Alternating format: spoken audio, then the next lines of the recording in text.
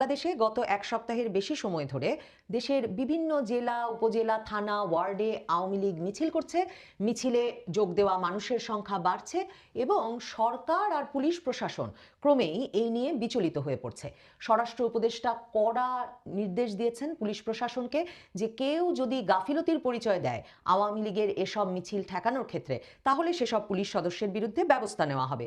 যে পুলিশদের আমরা গত ৮ মাসে ঘটনাস্থলে তো দেখিনি, যখন মববাজি ভাঙচুর লুটপাট এসব হয় তখন তো দেখিনি যে পুলিশ সদস্যদের নিষ্ক্রিয় দেখা গেছে গত ৮ মাস ধরে ছিনতাই রাহাজানি সহ সকল রকম অপরাধের ক্ষেত্রে। এবং মানুষের একটা অভিযোগ ছিল যে রাজপথে পুলিশ একেবারেই দেখা যাচ্ছে না, খোদ ঢাকা শহরেও নয়। সেখানে এখন স্বরাষ্ট্র উপদেষ্টা নির্দেশ দিয়েছেন যে মোটরসাইকেল নিয়ে যাতে পুলিশ প্রতিটি থানার এলাকায় পাহারা দেয়, প্রহরা দেয়, টহল দেয় গভীর রাত থেকে একেবারে ভোর রাত পর্যন্ত, মানে যাতে এমনকি রাতের বেলা বা ভোর রাতেও হঠাৎ করে কোনো আওয়ামী লীগের মিছিল বেরিয়ে পড়তে না পারে। এবং স্বরাষ্ট্র উপদেষ্টা নির্দেশ দিয়েছেন পুলিশের গোয়েন্দা বিভাগকে আরো বেশি সক্রিয় হতে, যাতে তারা আগে আগে কোথায় কখন মিছিল ঘটছে সেই খবরগুলো বের করে ফেলতে পারেন। কাজেই সাধারণ মানুষের দিক থেকে একটা বড় স্বস্তির দিক হচ্ছে এই যে পুলিশকে সক্রিয় করা হয়েছে অবশেষে ৮ মাস শেষে, এবং তারা এখন মোটরসাইকেল দিয়ে সারা রাত ব্যাপী টহলের দায়িত্ব পেয়েছেন। তারা দায়িত্ব পেয়েছেন তাদের গোয়েন্দা কার্যক্রম শক্ত করার, যাতে তারা আওয়ামী লীগের মিছিলের মতো বড় কোনো অপরাধমূলক কর্মকাণ্ড ঘটবার আগেই সচেতন হয়ে পড়তে পারেন। এখন প্রশ্ন তো উঠতেই পারে যে আওয়ামী লীগের মিছিল কি তার মানে নিষিদ্ধ? আওয়ামী লীগ তো কোনো নিষিদ্ধ সংগঠন নয়, ছাত্রলীগ নিষিদ্ধ সংগঠন। কাজেই পুলিশ, ঢাকা মেট্রোপলিটন পুলিশ সংবাদ বিজ্ঞপ্তি দিয়ে বলেছে নিষিদ্ধ সংগঠনকে কোথাও সমবেত হতে দেখলে তারা সেই মিছিল বা সেই সমাবেশ প্রতিহত করবে। সংবাদ মাধ্যম জিজ্ঞেস করেছিল যে আওয়ামী লীগ তো নিষিদ্ধ সংগঠন নয়, তাহলে আওয়ামী লীগের মিছিল কি করে ডিএমপি ঠেকাবে? ডিএমপি বলেছে যে অনুমোদন ছাড়া যে কোনো রকম মিছিল সমাবেশ নিষিদ্ধ, কাজেই সেই ডিএমপি অ্যাক্টে তারা আওয়ামী লীগের কর্মীদের ধরবে। কিন্তু সমস্যা দাঁড়িয়েছে সারা দেশের জেলা উপজেলায় থানায় ওয়ার্ডে আওয়ামী লীগ যে ঝটিকা মিছিল বের করছে, কিংবা ইত্তেফাক খবর দিচ্ছে গত এক সপ্তাহে শুধু ঢাকাতেই অন্তত অর্ধশত ঝটিকা মিছিল আওয়ামী লীগ বের করেছে, এবং ক্রমাগত সেসব মিছিলে যোগদানকারী লোকের সংখ্যা বাড়ছে এবং মিছিল লম্বা সময় ধরে চলতে পারছে। এই ঘটনাগুলো ঘটনাস্থলে ঠেকানোর কোনো উপায় বের করতে পারছে না পুলিশ, এবং তাতে ক্রমাগত রুষ্ট হচ্ছেন স্বরাষ্ট্র উপদেষ্টা। আরেকজন আগেই প্রথম প্রতিক্রিয়া জানিয়েছিলেন যিনি, তিনি হচ্ছেন হাসনাত আব্দুল্লাহ। হাসনাত আব্দুল্লাহ প্রথম আমাদের সকলের দৃষ্টি আকর্ষণ করেন যে আওয়ামী লীগের মিছিল বড় হতে শুরু করেছে। তিনি এই শিরোনামে একটা ফেসবুক স্ট্যাটাস দেন।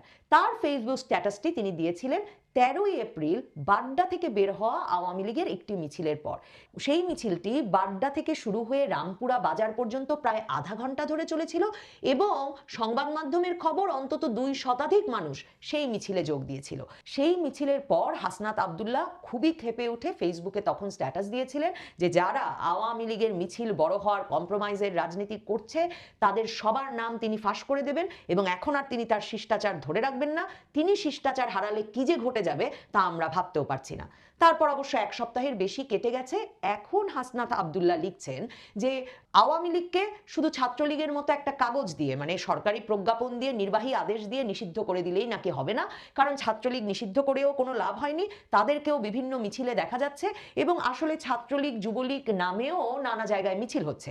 তো তিনি বলছেন এরকম নিষেধাজ্ঞা যে শেষ পর্যন্ত একটা তেনা ছাড়া কিছু না, সেটা সকলে বোঝে। কাজেই এদের সবাইকে বিচারের আওতায় আনতে হবে। আওয়ামী লীগ এবং আওয়ামী লীগের অঙ্গ সংগঠন সমূহের সাথে জড়িত সকল নেতাকর্মীকে বিচারের মুখোমুখি করতে হবে। সেটাই নাকি জবাব হতে যাচ্ছে, সেটাই নাকি উপযুক্ত জবাব হবে।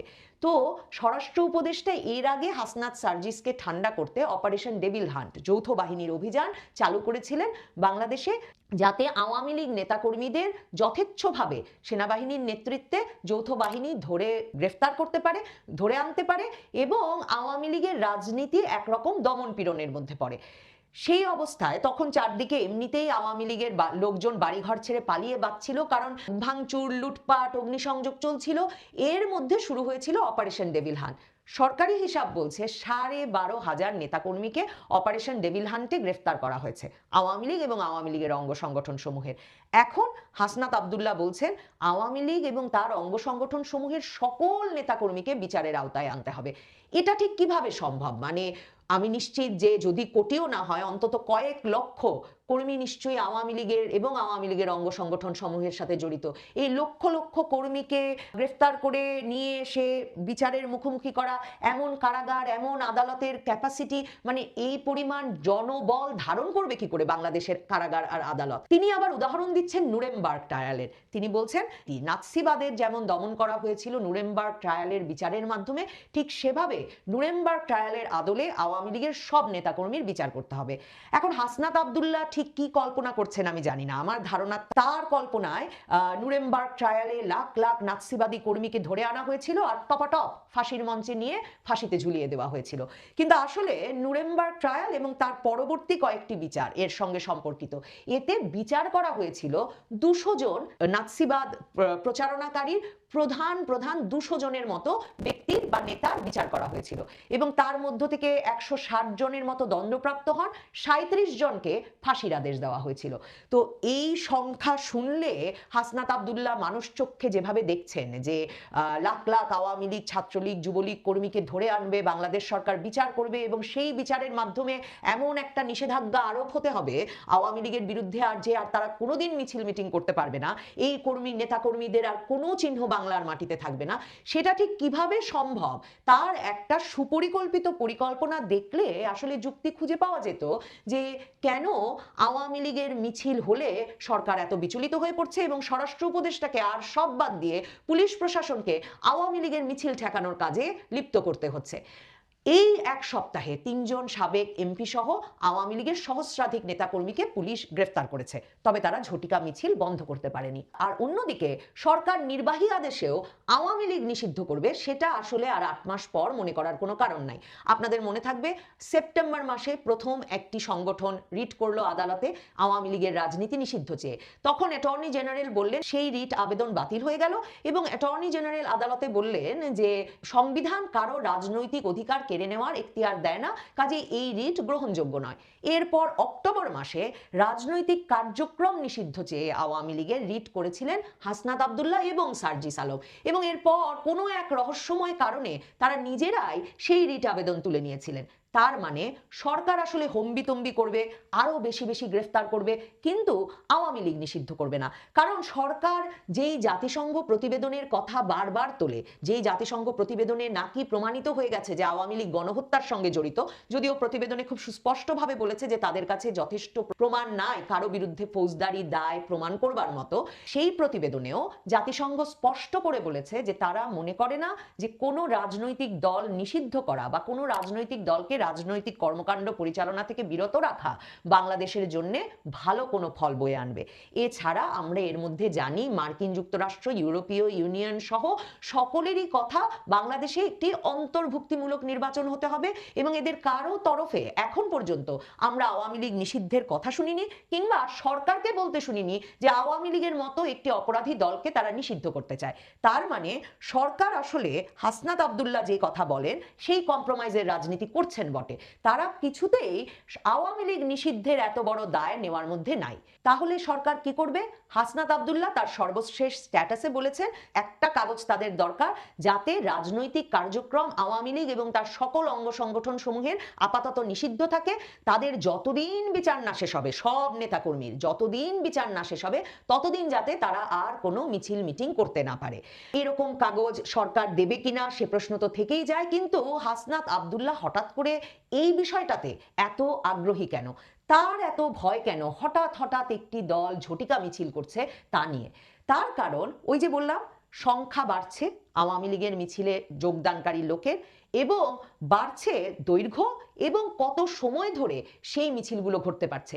সেই মিছিলগুলো আবার ফটো সেশন করে ভিডিও করে আওয়ামী লীগ নেতাকর্মীরা সামাজিক যোগাযোগ মাধ্যম সহ সর্বত্র ছড়িয়ে দিচ্ছেন।